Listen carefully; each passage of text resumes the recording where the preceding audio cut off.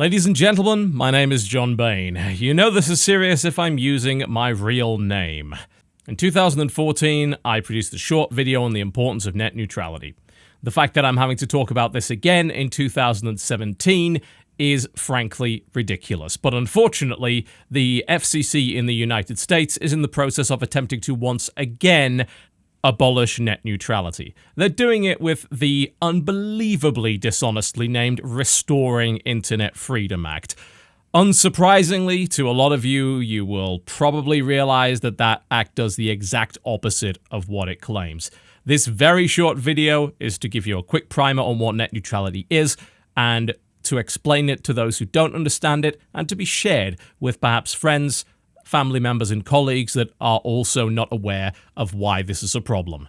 Net neutrality is the concept that all traffic on the internet should be treated equally.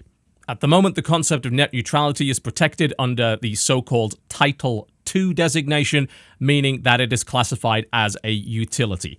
That means it's similar to something like water or electricity. You can only charge for the resource used. You can't charge extra for what it is used for. You can't charge a premium if you decide to pour water into a glass and drink it versus using it to water your plants. That is obviously ridiculous. And yet, abolition of net neutrality would allow for just that.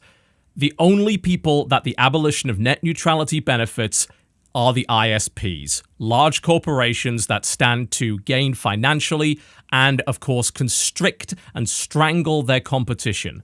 Large internet service providers in the United States, such as Spectrum, formerly known as Time Warner, also own video streaming services, which compete directly with firms such as Netflix and Hulu.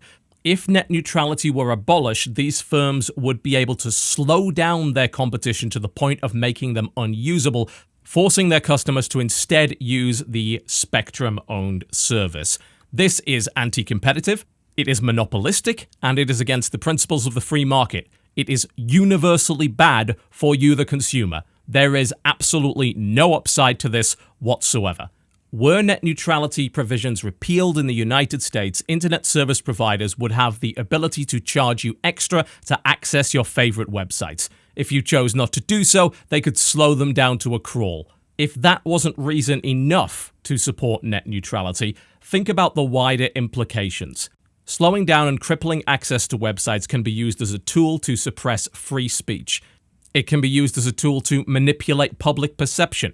It can be used as a tool to hamstring criticism of corporate interests. The abolition of net neutrality can quite literally be used as a tool to undermine democracy. Many political issues are complex, nuanced, and there is often not a simple right answer. There is no easy right or wrong. There is no black and white. There are no opposing teams here. Whether you lean left or right, up or down, it doesn't matter. The abolition of net neutrality is a net negative for every consumer there is. The only people to benefit from this are internet service providers. There is credible evidence to suggest that the abolition of net neutrality in any country, the United States or otherwise, can and will most likely result in that country falling behind in terms of its competitiveness on the world stage, whether it be economic growth, fighting unemployment, or technological innovation. These are all things that will suffer with the abolition of net neutrality.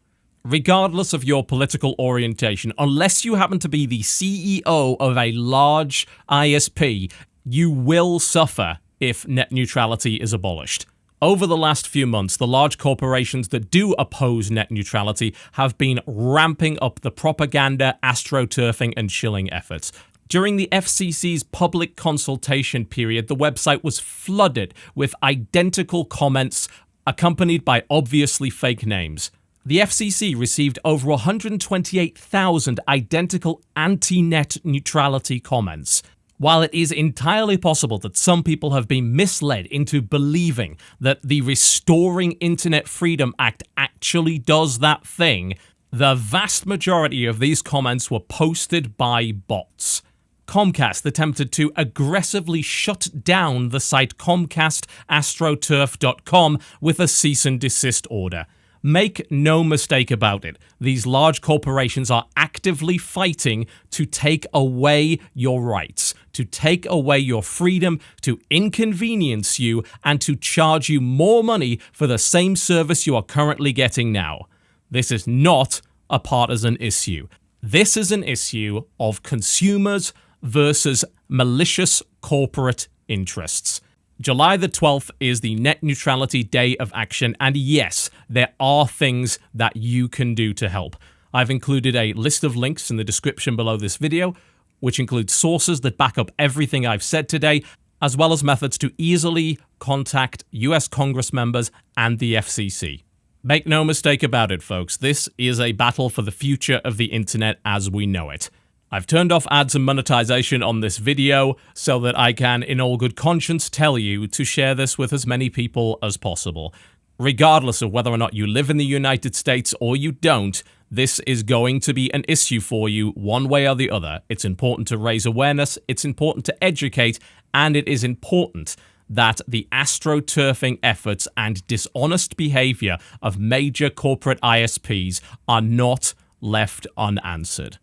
Ladies and gentlemen, thank you very much for watching, and I'll see you next time.